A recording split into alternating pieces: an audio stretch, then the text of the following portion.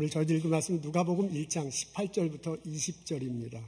제가 읽겠습니다. 사가랴가 천사에게 이르되 내가 이것을 어떻게 알리요? 내가 늙고 아내도 나이가 많으니이다. 천사가 대답하여 이르되 나는 하나님 앞에 서 있는 가브리엘이라. 이 좋은 소식을 전하여 내게 말하라고 보내심을 받았노라. 보라, 이 일이 되는 날까지 내가 말 못하는 자가 되어 능히 말을 못하리니 이는 내가 내 말을 믿지 아니하려니와 때가 이르면 내 말이 이루어지리라 하더라. 아멘. 사가랴는 제사장입니다. 2000년 전 예루살렘에 살았던 사람입니다. 아내와 함께 신실하게 신앙생활을 했는가 본데 삶의 그늘이 하나 있었어요. 자식이 없습니다. 오래전에 포기한 듯합니다. 어느 날 성소에 들어가서 제사장 직무를 감당할 때 갑자기 천사가 나타났습니다. 그리고 그분이 얘기해요. 사가랴야, 내 아내 엘리사벳이 아기를 낳을 것이다. 요한이라고 이름 붙이거라. 그 아들이 주 예수 그리스도를 예비하는 자가 되고 많은 사람들을 하나님께로 돌아오게 할 것이다. 그 천사를 보고요. 그 천사의 말을 듣고 깜짝 놀라면서 중얼거립니다. 아니, 그것을 어떻게 알 수 있겠습니까? 나는 늙고 내 아내는 나이가 많은데 라고 그렇게 말합니다. 사가랴는 천사의 말을 믿지 못했습니다. 사가랴가 이런 반응을 보인 데는 두 가지 이유가 있습니다. 첫째는 아기를 낳는 것입니다. 아기를 낳기에는 너무 나이가 많아요. 정확히 몇 세인지는 모르지만은 사가랴가 말하자마자 천사가 말하자마자 사가랴가 바로 반응을 보이잖아요. 나는 늙었다, 아내는 나이가 많다라고 그렇게 말합니다. 아마 한때는 아이를 갖고 싶어서 하나님께 간구를 한 적도 있는가 봅니다. 그래서 천사가 말하기를 하나님께서 너의 간구를 들으셨다라고 그렇게 말할 정도입니다. 근데 그때가 언제인지 몰라요. 그때가 젊었을 때인지 지금인지는 잘 모릅니다. 근데 천사가 말할 때 바로 깜짝 놀라면서 반응한 걸 봐서는 아마 그건 젊었을 때였을 것입니다. 지금은 나이가 너무 많아. 포기하고 있어요. 근데 아들을 낳을 것이라고 하니까 믿지 못합니다. 두 번째는 그 아이가 할 일입니다. 천사가 그 아이가 태어나서 할 일을 미리 얘기해요. 뱃속에 있을 때부터 성령에 충만할 거랍니다. 태어나서는요, 엘리야의 심령과 능력을 가질 거라고 해요. 주 예수 그리스도를 앞길을 인도하실 거랍니다.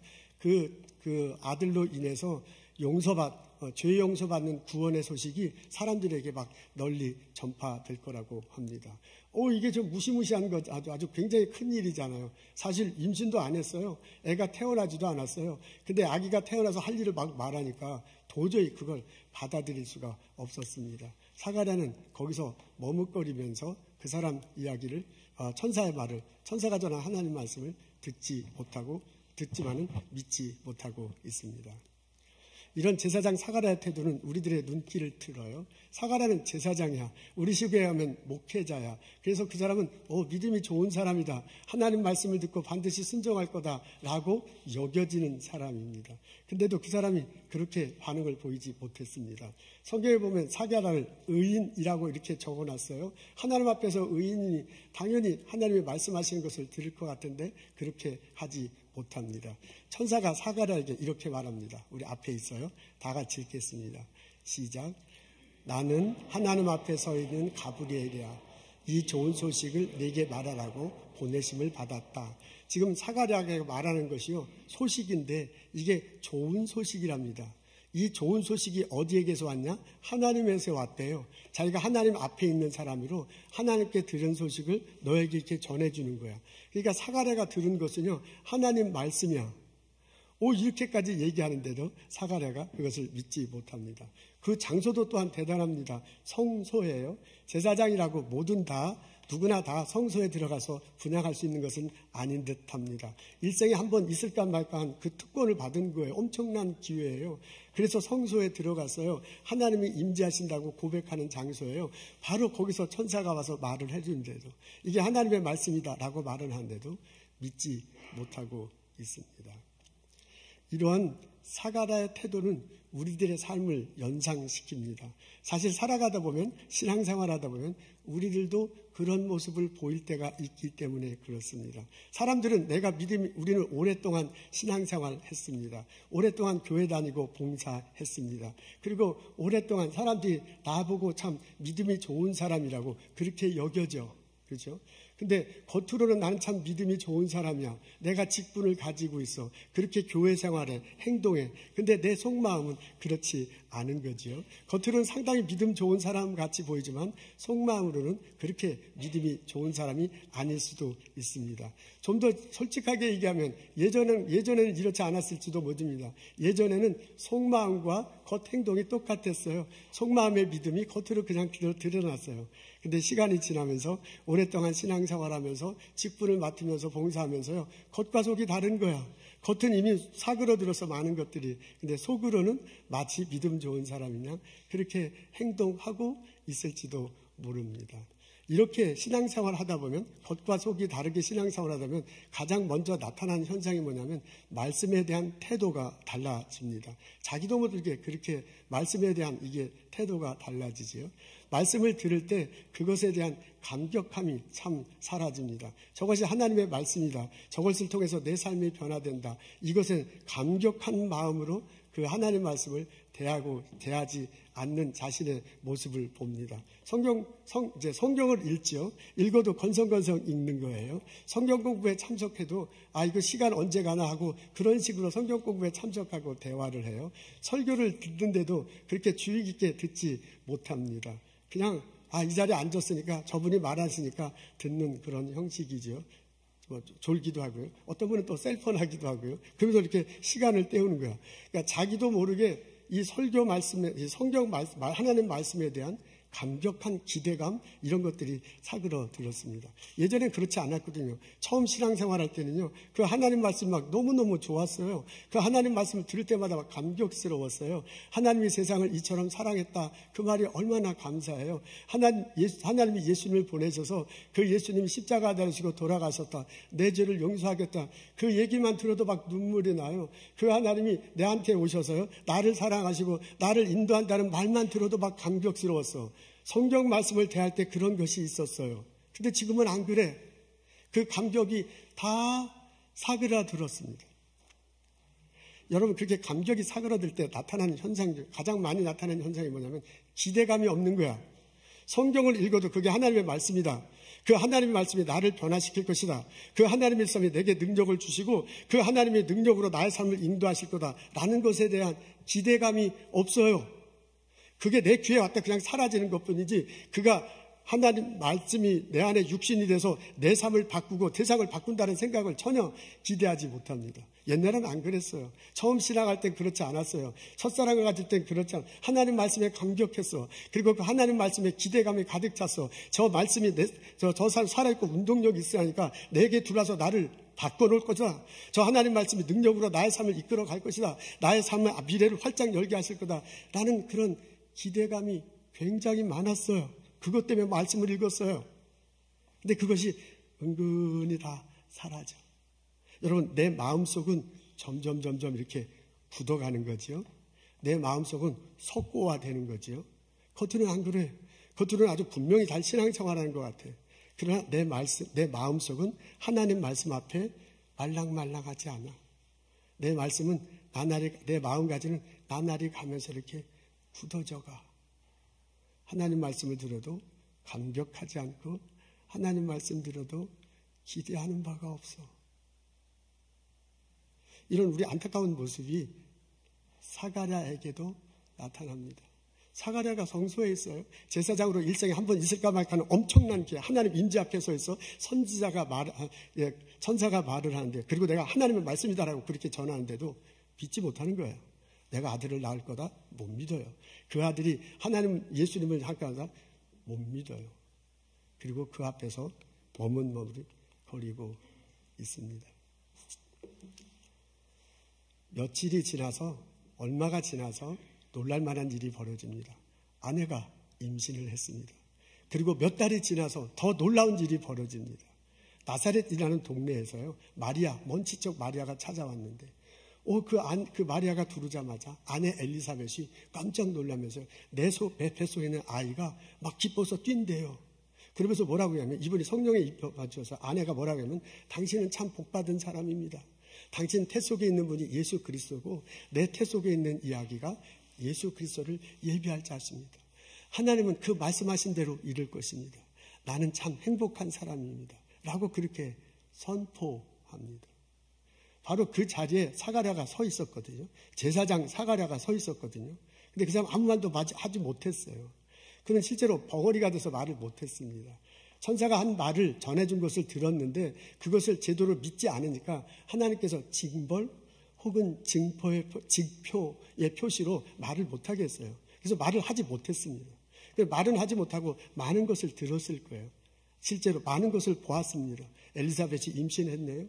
그리고 마리아가 왔는데 그 마리아가 하는 말을 들었어요. 그리고 엘리사벳이 그 마리아에게 하는 것을 들었어요. 그러면서 여러 가지 많은 생각을 했을 것입니다. 천사가 때가 이르면 알게 될 것이라고 말하는데, 그때가 다가오는 것이 아닌가? 라고 그렇게 생각하고요. 아마도 믿음을 조금씩 갖기 시작했을지도 모릅니다. 이제 때가 되었습니다. 이 사가랴 집안에 제사장 사울은 아주 행복한 일이 벌어서 아기가 태어났어요. 그 아기 이름을 요한이라고 지었습니다. 식구들과 온 동네 사람들이 와서 축하합니다. 그때 성령께서 강하게 역사하셔요. 사가랴가 말문이 트이잖아요. 그러면서 얘기하면, 아들아, 너는 주 예수 오심을 너가 준비하는 그런 사람이 될 거다. 너가 죄 용서함의 기쁜 지식을 사람들에게 나눠주고 하나님께 인도하는 사람이 될 것이다. 그리고 자기도 모르게 성령에 붙들려서 선포합니다. 그리고 세월이 지났습니다. 요단강가에 그 아들이 서 있어요. 많은 사람들이 그 사람 앞에 둘러싸여 있습니다. 그 아들이요, 이제 죄사함의 용서를 선포하고요, 여러분 예수 그리스도가 오실 거다라고 선하면서 세례받을 것을 사람들에게 권면합니다. 많은 사람들이 이 앞에 와서 이 사람 옆에서 세례를 받습니다. 세례 요한이 그 사람이에요. 아버지 스가랴가, 제사장 스가랴가 아들이 성장하는 것을 봤어.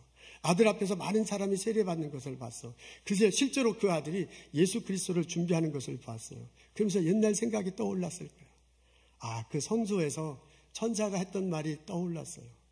그리고 천사가 했던 말대로 정말 일이 진행되는 것을 보게 됩니다. 그때서야 비로소 천사가 한 말이 하나님의 말씀이구나 라는 것을 진실로 믿게 되었을 것입니다. 세례 요한이 탄생한 이야기를 읽어보면 우리들이 깨우쳐지는 게 있습니다. 나는 모르지만 하나님은 계속해서 일하고 계신다. 사가랴는 자신에게 어떤 일이 벌어질지, 자신 아들에게 어떤 일일지 전혀 몰랐습니다. 들어도 믿질 못했습니다. 그러나 그것과 상관없이 하나님은 계획하시고 일을 진행하고 있으셨습니다. 사가랴는 자기가 아들을 낳을 것이라는 소식을 들어도 믿지 못했어요. 그러나 그것과 상관없이 하나님은 준비하고 계셨습니다. 사가랴는 자신의 미래에 대해서 닫아놓고 있었습니다. 그러나 하나님은 사가랴의 미래를 활짝 열어놓고 있었습니다. 사가랴는 자신의 아들이 태어나서요, 주님의 길을 예비할 것이다. 그리고 많은 사람들에게 많은 사람에게 용서의 복음을 전할 것이라는 것을 전혀 믿지 못했습니다. 그러나 하나님은 준비시키고 자신의 계획대로 인도하셨습니다. 사가랴는 자신의 아들의 미래에 대해서 문을 닫아놓고 있었어요. 그러나 하나님은 그 아들에 대해서 문을 열어놓고 있었습니다. 엘리자벳과 마리아가 만날 때 사가랴가 그 옆에 있었습니다. 예수에 대해서 소식을 들었어요. 그리고 그 예수님 이후에 복음 전하는 것, 그 이후에 펼쳐지는 교회 공동체에 관한 이야기를 들었습니다. 그러나 사가랴는 그것을 믿지 못했어요. 그것과 상관없이 하나님은 준비하고 계획하신 대로 일을 치루어 나갔습니다. 사가랴는 예수님에 대해서요, 그리고 그 위에 펼쳐질 예수 공동체에 대해서 문을 닫고 있었습니다. 자기는 몰라. 근데 그것과 상관없이 하나님은 그 예수님과 그 위의 공동체에 대해서 문을 열어놓고 진행시켰습니다. 나중에서야, 정말 몇 년이 지나서야, 자기가 경험하고 나서야 이게 하나님의 말씀이었구나. 내가 몰랐어도 하나님은 계획하고 인도하시는 대로 일을 진행하시는구나 라는 것을 깨닫게 되었습니다. 놀랍게도 신앙생활하다 보면 이런 일이 우리들에게도 벌어집니다. 사가랴는 스스로 알지 못해서요, 믿지 못해서요, 문을 닫아놓고 있지만은 그와는 상관이 없이 하나님은 그 사람의 미래에 대해서 문을 열고 진행시키는 것을 같은 똑같은 일들이 우리들에게 벌어집니다. 때때로 나는 나 자신에 대해서 문을 닫아놓고 있습니다. 내 나이가 지금 이 나이인데 내가 할 수 있는 일이 없는데 이 몸을 가지고 무슨 일을 하는가, 우리는 그런 생각을 합니다. 그래서 내가 할 일에 대해서 미리 포기하고 지냅니다. 그러나 하나님 생각은 다를 수 있습니다. 하나님은 나에 대해서 계획을 세우시고 인도하고 있는 줄도 모릅니다. 아니, 분명히 하나님은 나의 삶에 대해서 활짝 열어놓고 지금 인도하고 계십니다. 때로 우리는 나 자신, 나 아들에 대해서, 내 딸들에 대해서 문을 닫아놓고 신앙생활할 때도 있습니다. 아니, 우리 아들이 내가 생각한 만큼 공부를 못해. 아니, 우리 딸이 참 저래가지고 앞으로 커서 뭐가 될 건가. 지금 아들하고 딸에게 큰 기대를 했는데 잘 안 됐어. 그래서 너무 실망이 돼가지고 나도 모르게 아들의 미래에 대해서, 딸의 미래에 대해서 문을 닫아놓으면서 살아갈 수도 있습니다. 근데 하나님 생각은 그렇지 않을 수도 있어요. 하나님은 그 아들에 대해서, 그 딸에 대해서요, 그 계획을 세우고 인도하고 있는 중인지도 모릅니다. 아니, 분명히 하나님은 그 아들에 대해서, 그 딸에 대해서 미래를 활짝 열고 지금 인도하고 계실 것입니다. 우리는 때때로 나의 주변에 있는 사람들에 대해서요, 문을 닫아놓고 살아갑니다. 저 사람하고 말 붙여서 생기는 것이 하나도 없다. 저렇게 살아갖고는 안 된다. 저건 죄이냐? 라고 그렇게 단절시키며 살아갈 때도 있습니다. 그러나 하나님은 그렇지 않을 수도 있어요. 하나님 생각은 다를 수도 있어요. 하나님은 그 사람에 대해 계획을 세우시고 인도하고 있는 중인지도 모릅니다. 아니, 분명히 하나님은 그 사람에 대해서 계획하고 인도하고 계실 것입니다. 우리는 때때로 우리가 같이 신앙생활하는 교회 공동체에 대해서 문을 닫아놓을 때가 있습니다. 내 생각과 많이 달라요. 이렇게 교회 모습은 이러면 안 돼. 이 교회는 소망이 없어. 라고 그렇게 말할 때도 있습니다. 그렇지만 하나님 생각은 다를 수 있어요. 하나님 이 교회 공동체에 대해 계획을 세우시고 인도하고 계시는 중인지도 모릅니다. 아니, 분명히 하나님은 우리 교회 공동체 미래를 활짝 열어놓고 내가 지금 모르지만, 내가 지금 느끼지 못하지만 우리를 인도하고 계실 것입니다. 안타깝게도 이런 것들은 지금 우리 눈에 잘 보이지 않습니다. 그래서 내가 잘 알지 못합니다. 사실 하나님 말씀 들어도요, 그렇게 긴가민가 할 때가 참 많습니다. 그러나 그건 내 형편이야. 그건 내 상황이야. 하나님은 분명히 우리들 삶에 대해서 계획하시고 있고 인도하시고 있고, 그리고 우리의 미래를 활짝 열고 이끌어가고 있습니다. 이 진리를 깨닫고 이것을 붙들며 살아가는 나와 여러분 되시기를 주님의 이름으로 기도합니다. 내가 이것을 고백한다면, 내가 지금 모르지만, 내가 지금 느끼지 못하지만 하나님은 나의 미래를 활짝 열어놓고 인도하신다 라고 고백한다면 우리들이 해야 할 일이 있습니다. 그게 뭐냐면 말씀 앞에 진지한 것입니다. 이것이 하나님의 말씀이다, 하나님이 나에게 말씀하신다 라고 진솔하게 하나님의 말씀 앞에 서는 겁니다. 하나님은 여러 가지 통로를 통해서 나에게 말씀하십니다. 설교 시간에 그렇게 물론 하시죠. 우리 성경 읽을 때도 하시죠. 성경 공부 시간에서 내가 전혀 생각하지 못하는 것들은요, 다른 사람을 통해서 말씀하시기도 해요. 제 시니어 그룹하고 같이 성경 공부 온라인으로 해. 근데 내가 막 고민하고 기도하는 거는요, 전혀 생각지 못했던 장로님 권사님을 통해서 내게 말씀해 줄 때를 자주 느껴요. 그 위로함을 얼마나 말할 수 없어요.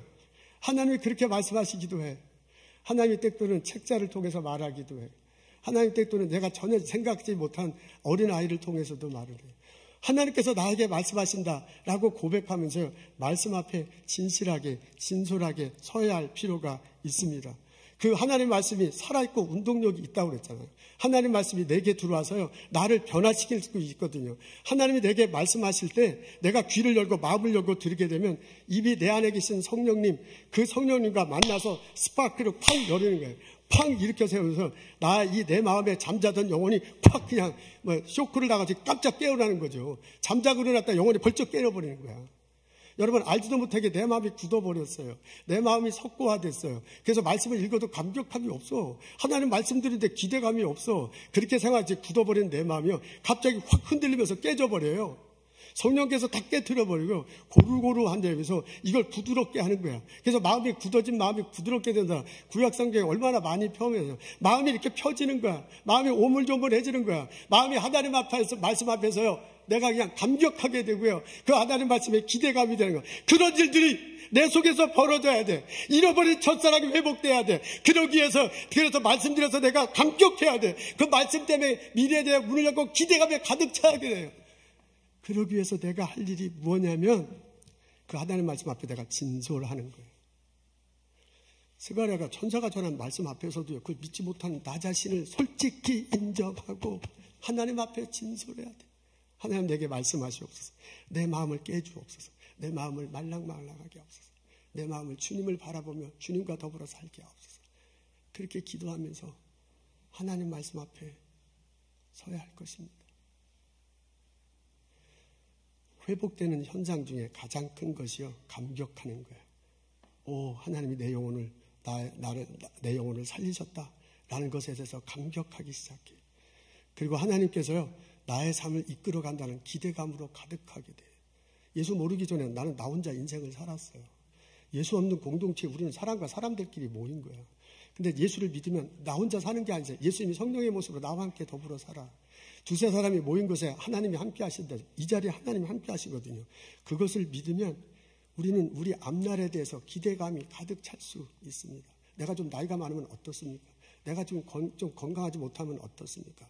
하나님이 함께 하신다는데 하나님이 함께 하시는 것과 함께 안 하는 것은 엄청나게 달라요. 내 아들이 좀 공부를 좀 못하면 어떻습니까? 딸들이 내가 기대한 만큼 그렇게 도달하지 못하면 어떻게? 하다가 실패하면 어떻게? 좀 어때요? 그런 일 벌어지면 안 되겠지만 그런 일 벌어진 거 그럼 어떻게? 근데 그 아들 혼자 살아가는 거 아니거든. 그 딸 혼자 자기가 사는 거 아니거든. 하나님이 함께 하시고 성령으로 함께 하시고 그 하나님이 함께 하시는 미래는 활짝 열려 있는 거거든요. 여러분 내 주변에 잘못한 사람이 있어. 저 사람 죄인이야. 그렇더라도요. 그 사람 하나님이 함께 하시거든요. 혼자 살아가는 것 아니에요. 언제가 하나님께서 그 사람 변화시킬 수 있는 가능성이 있는 거냐.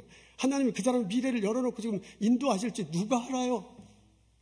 여러분 우리 교회가 완벽한 교회가 될 수 있으면 참 좋겠지만 그건 꿈 같은 얘기고 못해. 우리 부족해. 우리도 이것저것 얘기하면 할 얘기가 참 많아. 근데 우리 사람끼리 모인 것이 아니잖아요.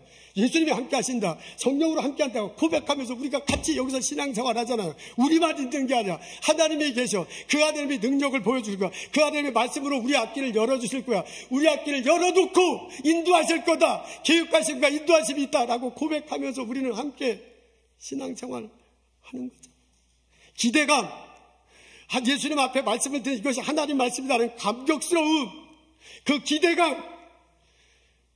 그것을 회복하고 그 기대감에 붙들려서 미래를 향해서 신앙생활하는 나와 여러분 되시길 주님의 이름으로 축원합니다. 우리의 앞길은 활짝 열려 있습니다. 내 아들의 앞길은 활짝 열려 있습니다. 내 딸의 앞길은 활짝 열려 있어요. 내가 낳았지만 내가 인도하는 거 아니야. 하나님이 계획하시고 인도하시고 그 아들을 소망으로 바라보고 그 딸을 소망으로 바라보고 함께 신앙생활하는 나와 여러분 되시기를 주님의 이름으로 축원합니다. 사도 바울이 예수 믿기 전에 예수 믿는 사람들의 기피 대상 1호였습니다. 사도 바울은 예수라는 사람이 이 땅에 없어야 된다고 생각했습니다. 이미 예수님은 돌아가셨고 할 수 없으니까 예수 믿는 사람들을 발본색원해서 그 사람들을 감옥에 가두거나 혹은 죽이거나 하는 일로 소명으로 삼고 있었습니다. 그런 일을 이제 매일 하면 그렇게 될 때 이 공동체가 하나님 앞에 바로 설 거다라고 그렇게 생각하며 살았습니다. 그렇게 자기가 살아갈 때 누구도 자기 자신이요 나중에 내가 예수를 전할 것이라고 절대 자기 자신을 그렇게 생각하지 않았습니다. 그건 식구들도 그렇게 봤고요. 주변에 있는 사람도 그렇게 얘기했고요. 그리고 그리스도인도 다 그렇게 봤어요. 저 사람이 예수 믿고 나중에 예수 전하는 사람이다. 아무도 생각하지 않았어요. 사도 바울은 자신의 미래에 대해서 스스로 닫고 있었습니다. 식구들도 주변의 사람도 사도 바울의 미래에 대해서 닫고 있어요. 그리스도인도 미래에 대해서 닫아놨습니다. 그러나 하나님은 안 그랬어요. 하나님은 사도 바울의 미래를 활짝 열어놓고 있으셨습니다. 그리고 사도 바울의 영혼을 사랑해. 그 사람이 어떻게 커가는가를 지켜봐. 훈련시켜, 교육시켜. 그리고 때가 이르렀을 때. 가브리엘이 얘기하잖아. 너 지금 못 믿는데 때가 이르면 알게 될 거라 그러잖아요. 때가 이르게 됐을 때 사도 바울을 부르십니다. 다메섹으로 가는 사람에서 빛과 음성으로 만나주시잖아요. 그리고 성령으로 덧입혀 주시잖아요. 그리고 그 사도 바울로 하여금 예수님 때문에 숨쉬며 살아가도록 해. 하나님은 바울은 자신의 미래에 대해서 닫고 살았지만 이게 올바른 일이라고 생각했지만 하나님은 전혀 다른 길을 예비하시고 미래 앞길을 열어놓으시고 사도 바울을 이끌어 가셨습니다. 그 하나님이 나의 삶 속에도 똑같이 사역하십니다. 하나님은 나의 미래를 활짝 열어주시고 나를 이끌어 가십니다. 그 하나님이 나의 아들, 나의 딸의 미래를 활짝 열어놓고 이끌어 가십니다. 그 사람이 내 이웃 사는 사람, 저 사람은 나하고 좀 관련이 없으면 좋겠다는 그 사람의 앞날을 활짝 열어놓고 이끌어 가십니다. 그 하나님이 우리 교회에 활짝 열어놓고 우리 교회 앞날을 이끌어 가고 있습니다. 이 기쁨의 소식을 나 자신에게 전하십시오. 하나님이 나를 사랑하시고 나에게 은혜를 주신다. 나의 앞길을 활짝 열어주시고 나를 인도하실 것이다. 라고 나 자신에게 말해주십시오. 여러분, 그 하나님이 여러분의 아들, 여러분의 딸들의 미래를 활짝 열어놓고 이끌어 가신다. 라는 이 기쁨의 소식을 여러분의 아들의 손을 잡고 여러분의 딸의 손을 잡고 전해주십시오. 여러분, 내 이웃에 사는 사람, 내 동료, 그 사람들에게 하나님이 여러분의 앞길을 활짝 열어놓고 이끌어 가는 중인지도 모릅니다. 하나님은 이끌어 가실 것입니다. 이 기쁨의 소식을 전해주십시오. 여러분, 우리 같이 한 성령학교 이름으로 신앙생활에 형제 자매들에게 하나님이 우리 교회 앞일을 활짝 열어놓고 미래를 활짝 열어놓고 우리를 이끌어 가신다 고백하고 그 사람들에게 선포해 주십시오. 그리고 우리 다 같이 미래에 대해서 하나님이 이끌어 가실 것에 대해서 열망하면서 기대하면서 함께 신앙생활했으면 참 좋겠습니다. 우리가 이렇게 신앙생활할 때 가브리엘이 전한 기쁨의 소식이 나를 통해서 우리를 통해서 이 땅에 점점점 멀리 퍼져나가게 될 것입니다. 기도하겠습니다. 하나님, 말씀해 주시옵소서. 그 말씀 앞에서 내가 감격하고 그 말씀 때문에 기대에 차서 그것 때문에 미래를 활짝 주님과 더불어 주님이 보여주시는 그 뜻대로 주님이 주시는 능력에 붙들려서 살아갈 수 있도록 인도하여 주옵소서. 하나님, 나의 아들을 붙들고 기도합니다. 하나님, 나의 딸을 붙들고 기도합니다. 하나님께서 믿음을 심어주시옵소서. 하나님이 함께 하신다는 것을 깨닫게 하시옵소서. 그 아들과 딸의 미래를 활짝 열어주시고 주님의 능력의 손으로 붙들어주시고 인도하여 주옵소서. 하나님 앞에 신실한 자, 이 세상에 공헌하며 살아가는 자, 이 땅에서 주님께 영광 돌리며 살아가는 자가 될 수 있도록 축복하옵소서. 감사합니다. 예수님 이름으로 기도합니다.